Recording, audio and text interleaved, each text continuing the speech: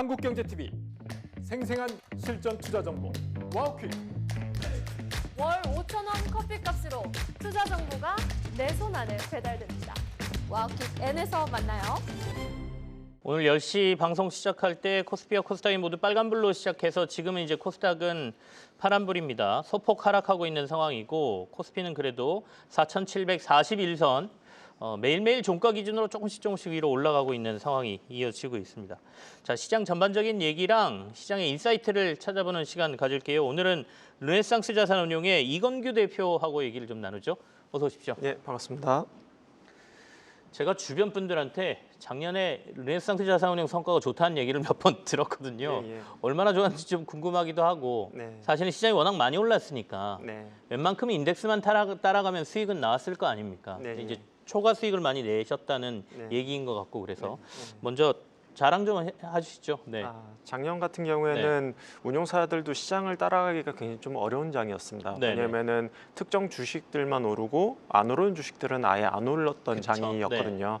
그래서 이제 작년 같은 경우에는 시장만 따라간다고 하더라도 사실 순위로 봤을 때는 자산운용사 탑 10에서 그러니까 10에서 15% 상위라고 봐주시면 될 것 같아요. 근데 저희는 이제 다행스럽게도 연간으로 봤을 때 이제 시장을 아웃퍼폼하는 모습을 좀 보여드렸고요. 그 이유를 찾아보면은 이제 상반기 때는 이제 조방원하고 전력기기 주식들이 굉장히 좀 좋았습니다. 네네. 근데 저희가 이제 그쪽의 비중을 좀 높게 가져갔었고요. 그리고 이제 하반기에는 IT 특히나 이제 하이닉스 중심으로 이제 상승세가 좀 강하게 나타났는데 하반기에 이제 포트폴리오를 이제 IT 중심으로 많이 갈아탔습니다. 그래서 시장의 트렌드를 좀 잘 따라잡았던 부분이 시장을 좀 잘 따라가거나 이길 수 있었던 부분으로 작용했다라고 말씀드릴 수 있을 것 같습니다. 그럼 시장 변화를 빨리 읽고 네. 말씀하신 이제 트렌드라고 하셨는데 네. 그 트렌드를 잘 포트에 반영했다 이런 말씀이신데 네. 그러면 올해 운용 전략의 핵심, 올해의 트렌드는 지금 뭘로 보시는지가 궁금한데요. 이제 올해는 작년 같은 경우에는 저희가 네. 전체 편입 종목 수를 보면은 한 40종목 내외를 편입을 했었고요. 네. 근데 이제 올해는 조금 더 집중 투자를 하고 있습니다. 현재 20종목에서 25종목으로 집중 투자를 하고 있는데요. 그러니까 작년도도 이제 아까도 잠깐 말씀드렸지만 이제 가는 주식만 가는 장이었다라고 말씀을 드렸는데 네. 저희는 올해도 마찬가지라고 좀 보고 있습니다. 올해는 그래서 그 경향이 더 강하다 이렇게 보시는 건가요? 네, 더 올해도 포트를 줄여 네. 놓으셨잖아요. 이어진다라고 보면 될 것 같고요. 근데 이제 저희가 포트를 좀 줄인 부분들은 조금 더 이제 특정 업종에 대한 좀 강한 확신이 좀 반영됐다라고 말씀드릴 수가 있을 것 같습니다. 그 특정 업종이 어디입니까? 그게 중요하잖아요. 네, 지금 가장 우리 예. 시청자분들은 그거 제일 궁금해하실 것 같아요. 가장 많은 비중을 차지하는 게 지금 반도체, 전기전자 업종을 가장 많이 가져가고 있고요.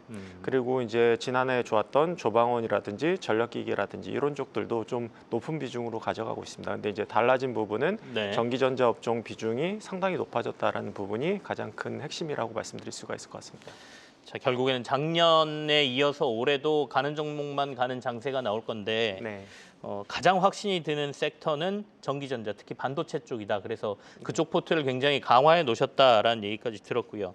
일단 이제 시장의 뭐 세분화된 얘기는 조금 뒤쪽에서 해보고 주변에 일어나고 있는 굵직굵직한 사건부터 좀 점검을 하고 싶은데 네. 2026년이 시작되자마자 예기치 않은 변수들이 몇 가지 일어난 게 첫 번째가 미국이 베네수엘라 공습한 거고요. 네. 그리고 이란이 굉장히 혼란스럽지 않습니까? 지금 네. 뭐 전해지는 외신 얘기 들어보면 희생자가 10,000명이 넘는다는 얘기까지 지금 들려오고 있는데요. 미국이 이제 개입한다, 뭐 이렇게 된다라고 하면 이게 시장에 큰 변수가 되지 않을까라는 걱정도 있습니다. 어떻게 보십니까? 네, 단기적으로는 이제 정치적인 불확실성 때문에 뭐 혼란을 겪을 수 있는데요. 네. 근데 이제 과거에 보면은 외부 변수에 따라서 특히나 뭐 전쟁 같은 변수에 따라서 우리나라 장이 막 크게 영향을 받지는 않았던 것 같아요. 그래서 단기적으로는 약간의 영향을 줄 수 있지만 크진 않을 거다라고 생각되는 부분이 있고요. 다만 이제 장기적으로 봤을 때는 베네수엘라랑 이란이 석유 이제 그 보유국으로 봤을 때 네. 사실 1위국하고 4위국에 해당되는 부분이 있거든요. 근데 미국에서 이제 가장 추구하는 부분이 인플레이션 억제, 그 중에서의 핵심이 또 이제 유가 상승 억제라는 부분이 있다 보니까 중장기적으로 봤을 때 베네수엘라랑 이란이 정치적으로 안정성을 찾아가면 갈수록 중장기적으로 봤을 때는 오히려 주식시장에 좀 호재로 작용할 가능성이 있다라고 저는 바라보고 있습니다. 도리어 글로벌 원유 공급량이 늘어나면서 네, 유가를 떨어뜨리고 이제 네. 좀 중장기적으로 하향 안정화를 시킬 수 있는 가능성이 좀 있기 때문에 뭐 지금보다 이제 수출량이 증가한다고 하면은 유가는 하향 안정세를 띌 가능성이 높다 이렇게 봐주셔도 될 것 같습니다. 그러면 혹시 이 변수가 네. 시장에 악재로 작용하려면 네. 어느 정도 수준까지 이 갈등이 고조돼야 된다라고 보세요? 이제 중간에는 분명히 좀 좋아졌다 나빠졌다 이런 게 반복될 거 아니겠습니까? 네, 근데 이제 베네수엘라 같은 경우에는 굉장히 좀 간단했습니다. 왜냐하면은 지리적으로 봤을 때 굉장히 좀 가까웠고, 미국하고? 그리고, 예, 네. 그리고 이제 대통령만 이제 체포가 깔끔하게 됐었던 그런 부분이 있고요. 다만 이제 이란 같은 경우에는 조금 더 지형적으로도 좀 복잡하고, 그리고 이제 무장이 잘 되어 있는 국가이다 보니까 이게 이제 전면전으로 갔을 때는, 그러니까 이제 악재로 작용할 것 같아요. 근데 다만 이제 미국에서도 이제 지상군 투입은 좀 제한될 것이다라는 식으로 얘기를 하듯이 전면전으로 갈 생각은 없는 걸로 현재는 보이고 있거든요. 그래서 거기에 대한 리스크는 좀 제한적이지 않을까라고 바라보고는 있습니다. 그래서인지 연초 이후에 이런 일들이 벌어지고 있음에도 불구하고 지수가 지금 4,743선 지속해서 우리 시장이 오르고 있지 않습니까? 네. 증권사들에서 이제 지수 전망을 높게 부르는 데는 7천 이상까지 지금 부르고 있는데 네. 우리 이 대표님께서는 연내 우리 코스피 지수가 어느 정도까지 갈 걸로 예상하는지랑 네. 뭐 좋게 보실 것 같은데 아까 앞에서 말씀하신 네. 거 들어보면 근거를 좀 자세하게 들어보고 싶네요. 일단은 삼성전자의 이익 모멘텀이 네. 글로벌하게 봤을 때 가장 매력적으로 보이는 것 같습니다. 그래서 이제 전 세계적으로 봤을 때도 삼성전자의 어닝 모멘텀이 가장 강하고, 그리고 이제 밸류에이션 매력이 여전히 있다라고 바라보고 있는데요. 올해 기준으로 봤을 때 뭐 시장 밸류에이션을 가장 많이 보는 지표가 PR인데 PR로 봤을 때는 8배에서 9배 정도인 것 같습니다. 그런데 이제 PR 수치가 만약에 한 12배 수준으로 재평가된다라고 하면은 지금보다 이제 30에서 40% 정도의 업사이드가 나온다라고 봐주시면 될 것 같고요. 네. 그래서 주가로 보면 뭐 14만 원에서 이제 18만 원 정도까지도 충분히 노려볼 만하다라고 봤을 때는 지수 영향력이 워낙 삼성전자가 크다 보니까 지수도 만약에 30에서 40% 정도 상승 여력이 있다라고 만약에 가정을 하면은 네. 지수 기준으로 봤을 때는 6,000포인트가 충분히 달성 가능한 수준으로 좀 보이는 것 같거든요. 근데 이제 7,000포인트까지 가려고 하면은 조금 더 이제 공격적인 어닝 추정이라든지 밸류에이션 추정이 돼야 되는 부분이 있다 보니까 좀 만만치는 않지만 6,000포인트 같은 경우에는 삼성전자를 좀 좋게 본다고 하면은 충분히 달성 가능한 뭐 현실 가능한 수준에 있지 않나라고 바라보고 있습니다. 삼성전자가 주가적으로 봤을 때 주당 한 18만 원까지만 네. 가도 네. 코스피 지수가 6,000 6,000포인트는 달성 간다라는 가능하다. 말씀이시고 네. 지금 외국계 보고서들에서는 뭐 높게는 24만 원까지 불러놓은 상태니까 네. 만약에 삼성전자가 20만 원을 넘어서 주가가 진짜 그렇게 간다라고 하면 네. 6,000포인트 이상의 당연히 코스피 지수가 6,000 당연히 가야 된다. 이상으로 갈 수가 있습니다. 반도체에 대한 얘기를 많이 하셨으니까 반도체 얘기를 조금 더 집중적으로 해보죠. 네. 그럼 우리가 두 회사가 있잖아요. 큰 네. 회사는 삼성전자와 SK 하이닉스. 네. 가장 좋은 건 지금 삼성전자로 보고 계시는 거예요? 지금 작년까지만 하더라도 네. 이제 하이닉스가 가장 좋았고요. 네. 왜냐하면은 HBM 시장에서도 강력한 리더십을 가져갔었고, 그리고 이제 어닝 모멘텀 측면에서도 가장 높은 수준을 좀 보였던 부분이 있습니다. 다만 올해 들어서 저는 이제 삼성전자를 좀 더 이제 높게 평가하는 부분은 이제 어닝 모멘텀적인 측면이 기존에 이제 잘했던 하이닉스가 더 좋아지는 폭하고 네. 삼성전자가 못했던 회사가 좋아지는 폭하고를 비교했을 때는 삼성전자의 이제 어닝 개선폭이 좀 더 드라마틱할 수 있다라고 바라보고 있는 부분이 있고요.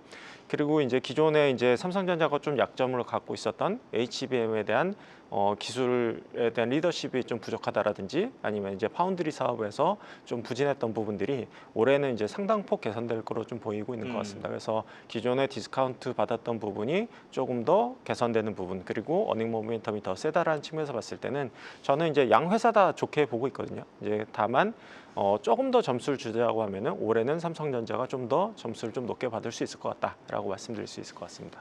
우리가 예상이 전부 맞지는 않으니까요. 네, 만약에 어떤 일이 벌어지면 네, 지금 생각하시는 반도체나 IT에 대한 강세를 네. 접고 네. 빨리 포트를 변경하자 이런 생각을 하실 것 같습니까? 근데 이제 첫 번째는 이제 그 어닝 모멘텀이 네. 상반기 때 가장 크게 나타날 것 같아요. 근데 이제 하반기를 대비했을 때 주가적인 측면에서는 이제 상반기가 가장 재밌고 하반기는 계속해서 이제 실적 개선이 이어진다고 하더라도 주가는 상승폭이 좀 둔화될 가능성은 있다라고 바라보고 있거든요. 그래서 네. 상반기에 주가가 얼마까지 오르냐가 사실 좀 관건이 될 거다라고 저는 바라보고 있고요. 만약에 상반기 때 이런 부분들이 충분히 반영돼서 먼저 선반영돼서 오른다라고 하면은 비중을 좀 줄이고 이제 다른 업종을 갈아타는 걸 좀 고려해 볼 수는 있을 것 같고요. 다만 이제 수요와 공급 측면에서 봤을 때는 일단 수요는 좀 개런티가 된 것 같아요. 왜냐하면은 1년 정도의 반도체 매출은 이미 확정되어 있는 상태이고요. 현재 2년, 3년 장기 계약을 이야기하고 있는 상태이다 보니까 수요와 공급 측면에서 봤을 때는 수요에는 전혀 문제가 없을 것 같다. 다만 뭐 리스크가 있다고 하면 이제 공급적인 측면에서 봤을 때는 대형 회사 마이크론, 삼성, 하이닉스 같은 경우에는 지금 투자를 한다고 해도 그게 이제 물량이 나오려고 하면은 2년에서 3년 정도 걸릴 수 있기 때문에 네. 거기에 대한 우려감은 없고요. 다만 이제 중국의 이제 CXMT 같은 경우에는 지금 IPO를 추진하고 있어서 6조 원 정도가 이제 수혈될 걸로 좀 보이고 있습니다. 네. 그리고 현재 DDR5를 생산 중에 있는 걸로 알고 있는데요.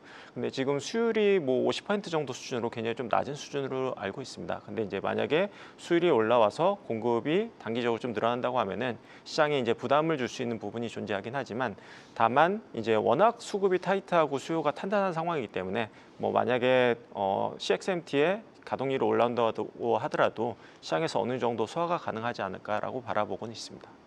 상반기에 주가가 너무 과도하게 오른다라고 하면 포트를 조금 조정해 볼 네, 의사는 여지가 있지만 있을 여러 것 가지 같아요. 변수를 네. 봤을 때 크게 포트를 조정할 만한 변수는 많지 않은 것 같다라는 말씀으로 결론이 되네요. 그러니까 네, 수요도 내년- 장기 공급 수요 뭐 이런 것들 튼튼하고 네, 네. 공급을 늘린다고 하더라도 2, 3년은 걸릴 테고 네, 뭐 맞습니다. 그런 그래서 말씀이시죠? 저희는 뭐 적어도 네. 짧게 보더라도 이제 내년까지의 호황은 확실하게 보이는 부분이 있다 보니까 뭐 무리하게 줄일 필요는 없다. 다만 주가가 무리하게 오른다면 네. 조정의 여지는 있을 것 같다 정도로 말씀드릴 수 있을 것 같습니다. 지난해 하반기에 있었던 AI 버블 논란, 오늘도 이제 미국에서는 오라클이 5% 빠졌단 말이죠. 채권 네. 투자자들이 돈 도대체 어떻게 갚을 건데 이거 왜 정확하게 밝히지 않니? 뭐 이런 이슈로 움직였어요. 네. 그리고 또 엔비디아가 주춤하고 이제 구글이 요즘 막 뜨지 않습니까? 네. 애플 이기고 시총 2위로 올라가고 뭐 이런 상황들. 이게 뭔가 구조적인 변화. 여기서 우리가 투자자들이 좀 봐야 될 게 있다면 뭘 주목해야 될까요?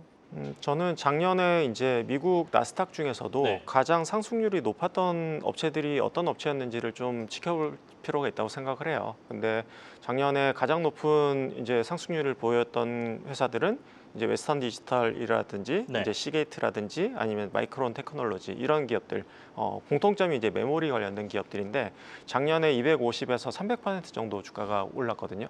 근데 이제 가장 미국에서 핫했던 거는 메모리였고 그리고 오라클을 비롯해서 AI 기업 버블에 대한 논란이 있었을 때 그 AI 버블을 좀 지탱해 준 것들, 그러니까 반등시켰던 회사가 대표적인 회사가 마이크론이었거든요. 그리고 올해도 가장 높은 상승률을 좀 보이고 있고요. 그래서 미국에서 가장 핫한 카테고리가 우리나라의 중심으로 자리 잡고 있다는 부분을 저는 눈여겨볼 필요가 있다고 생각을 합니다. 그래서 만약에 마이크론이 계속해서 그리고 이제 올해 이제 상승률을 보였던 부분은 올해만 하더라도 한 20% 정도 상승을 보이고 있는 상태이거든요. 근데 이제 그 이유가 이제 장기 계약을 앞두고 있다. 네. 기존에 이제 1년치는 이미 다 완판된 상태고 2년에서 3년 정도의 장기 계약을 앞두고 있다라고 말했던 부분이 이제 주가로의 호재로 작용을 했는데 그 부분이 만약에 현실화된다라고 했을 때는 마이크론도 추가적으로 주가가 상승 여력이 있고 삼성이나 하이닉스 같은 경우에도 주가 상승 모멘텀을 작용할 수 있다는 부분이 있기 때문에 저는 이제 메모리 그 중에서도 이제 상반기 봤을 때는 장기 계약이 체결되는지 여부를 네. 좀 더 이제 지켜보는 게 가장 중요한 변수가 될 것 같다라고 바라보고 있습니다. 현대차 얘기 조금만 해볼까요? 최근에 이제 현대차 그룹주 네. 주가 굉장히 좋지 않습니까? 이게 이제 CES에서 휴머노이드 로봇을 공개하면서 이렇게 됐단 말이죠. 네. 연말에 이제 대표님 인터뷰하신 거 보니까 네. 테슬라에 비해서 가성비나 네. 뭐 상용화 측면에서 현대차가 좀 떨어진다. 네. 그래서 아주 긍정적으로 보시는 뷰가 아니더라고요. 네. 근데 이번에 CES 보시면서 좀 그 뷰가 변하셨는지가 궁금해요. 근데 이제 현대하고 보스턴 다이나믹스랑 이제 테슬라 같은 경우에는 네. 각각의 장점이 좀 다른 부분이 있습니다. 그래서 이제 현대차의 로봇 사업 같은 경우에는 조금 더 이제 물리적인 관절에 대한 가동력이라든지 이제 회전성이라든지 이런 쪽에 이제 강점을 좀 갖고 있고 테슬라 같은 경우에는 조금 더 이제 AI 관련된 이제 소프트웨어에 조금 더 이제 강점을 갖고 있다고 봐주시면 될 것 같은데요. 그리고 이제 지향하는 점도 좀 다른 부분이 있습니다. 현대 같은 경우에는 가장 첫 목표로 하고 있는 부분은 현대차 공장을 자동화하는데 로봇을 들여놓겠다라는 부분에 포커스를 갖고 있기 때문에 어떻게 보면은 이제 스마트 팩토리에 좀 더 가까운 공장형 로봇 그리고 조금 더 특화되어 있고 조금 더 이제 특성화된 로봇이라고 말씀드릴 수가 있을 것 같아요. 네. 그래서 투자자들이 생각하는 부분은 휴머노이드 로봇이 이제 일상생활에 들어와서 뭐 우리의 생활을 좀 도와주고 이런 것들을 기대하고 투자하시는 것 같은데 그거는 이제 좀 더 테슬라에 가까웠거든요. 이제 테슬라의 로봇 같은 경우에는 조금 더 범용적인 생산 그리고 단가를 낮춰서 좀 싸게 보급하겠다라는 부분이고 현대 전략은 뭐 싸게 보급하겠다라는 전략, 그러니까 대규모 공급하겠다라는 전략이 아니라 공장이란 특화된 분야에 특화된 로봇을 만들겠다라는 것에 현재 좀 더 가깝거든요. 근데 너무 그 시장 규모 봤을 때는 저는 테슬라의 시장이 훨씬 더 클 거로 보고 있어요. 네. 범용 시장이기 때문에. 그래서 이제 특화된 시장에서는 잘을 하겠지만 범용된 시장, 더 큰 시장을 노리는 부분은 아니다 보니까 기대치가 좀 다를 수 있다고 생각해요. 그래서 현대차의 기대치는 특화된 영역에서는 잘하겠지만 네. 시장이 조금 한정될 수 있다라는 측면에서 너무 많은 기대감을 가질 필요는 없다. 이 회사는 잘하는 부분이 있긴 하지만 전체적인 시장 파이로 봤을 때는 조금 더 특화된 시장을 노리는 회사다. 이렇게 바라봐 주는 게 저는 맞다라고 생각을 하고 있습니다. 저희가 이제 주로 반도체하고 IT 얘기했고 그다음에 네. 현대차 얘기까지 다뤘는데 네. 올해 그 외에도 주목하시는 섹터나 업종이 있으실 것 같습니다. 네, 어디를 네. 보십니까? 일단은 AI 쪽이 워낙 좀 강세를 이끌고 있다 보니까 또 한 가지 이제 따라오는 것이 이제 전력 부족이 따라오고 있거든요. 그래서 전력 부족과 관련된 업종들은 다 좋다라고 보고 있습니다. 대표적인 업종이 이제 원자력이라든지 LNG라든지 전력기기 같은 경우에는 계속해서 이제 실적 개선이 이어질 것으로 좀 보고 있고요. 그리고 이제 몇 가지 업종을 말씀드리면은 글로벌하게 이제 분쟁이 조금 다양화되면서 양상이 좀 복잡해지면서 이제 방산업체들도 올해 이제 실적이라든지 수주에 대한 기대감이 다시 올라오고 있다라고 봐주시면 될 것 같고요. 네. 또 한 가지는 이제 국내 방산업체들이 또 우주 산업과 또 연관되어 있는 부분이 있습니다. 그래서 이제 발사체라든지 뭐 이런 쪽에 이제 비즈니스를 하고 있기 때문에 거기와 관련된 이제 재평가에 대한 기대감이 있다라고 봐주시면 될 것 같고요. 마지막으로는 이제 그 조선과 관련된 업체들이 기대감이 조금 이제 수주라든지 이제 군함이라든지 이런 쪽이 좀 지연되면서 네. 기대감이 좀 줄어들었던 부분들이 있었는데 이 부분이 다시 현실화될 가능성이 좀 높아진 것으로 좀 보이고 있습니다. 그래서 LNG 선박에 대해서도 이제 수주에 대한 기대감이 다시 올라오고 있고 성과도 올라가고 있고 마지막으로는 군함이라든지 잠수함이라든지 이런 사업에 대해서도 추가적으로 나온다고 하면은 플러스 알파 요인으로 작용하고 밸류에이션 재평가 요인으로 작용하지 않을까라고 바라보고 있습니다. 시장에서 지금 바라보고 있는 이른바 주도주들에서 네. 크게 벗어나지는 않는 선에서 이제 포트폴리오를 강화해서 가신다라는 생각이 드는데 네. 우리가 이제 정부의 주식 활성화 대책이 계속해서 추진되고 있고 3월쯤 네. 되면 이제 3차 개정안 또 얘기가 나온다고 오늘 이슈가 좀 되던데요. 네. 어제 한화는 기업 분할하면서 주주 환원 정책 발표했고 네, 그런 맞습니다. 것들이 쭉 이어질 거라고 보십니까? 그 이슈도 저희가 좀 눈여겨 볼까요? 계속. 저는 굉장히 좀 중요한 네. 이슈 중에 하나가 될 것 같고요. 근데 이제 하나 같은 경우에는 이제 분할을 하면서 이제 조선이라든지 방산이라든지 이제 핵심 사업 중심으로 가져가고 비핵심 사업은 조금 이제 떨어뜨려내는 그런 부분들이 이제 호재로 작용한 부분도 있을 수 있겠지만 이제 자사주 소각이 저는 굉장히 좀 크게 작용을 했다라고 보고 있습니다. 그래서 이제 자사주 한 4.8에서 4.9% 정도 시가로 봤을 때는 한 4,500억대의 이제 자사주를 소각하겠다라고 발표를 했기 때문에 근데 이제 향후에도 이제 3차 상법 개정이 되면은 그러니까 기업체들 중심으로 해서 어떤 업체들은 이제 자사주 소각을 좀 적극적으로 발표하는 회사들이 나올 거라고 좀 보고 있습니다. 그래서 네.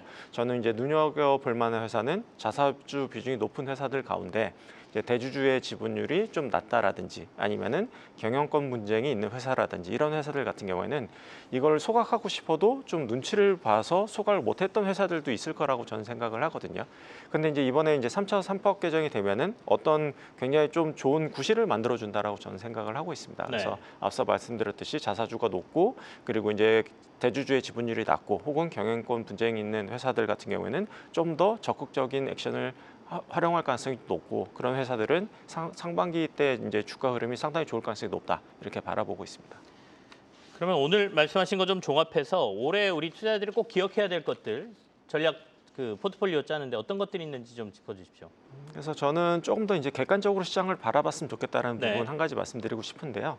아까도 잠깐 언급했지만 이제 글로벌하게 봤을 때 우리나라 전체적인 반도체 업종이 좋긴 하지만 네. 그 반도체 업종을 떠나서라고 놓고 봤을 때도 글로벌하게 봤을 때 어닝 모멘텀이 가장 강한 국가 중에 하나라고 저는 생각합니다. 그래서 한국 시장을 좀 많이 떠나고 실망했던 투자자들 같은 경우에도 저는 조금 더 이제 시장을 좀 객관적으로 바라볼 필요가 있다. 작년에도 글로벌하게 봤을 때 가장 어닝 모멘텀이 크고 주가 상승률이 컸었고, 그리고 저는 올해도 이런 트렌드가 좀 이어질 수 있다라고 좀 바라보고 있거든요. 그래서 시장을 너무 보수적으로 보거나 조금 이제 좀 막연한 한국 시장을 좀 디스카운트 받아야 돼, 이런 생각들은 좀 버리고 좀 객관적으로 평가를 했으면 좋겠다라는 생각이 좀 드는 것 같습니다.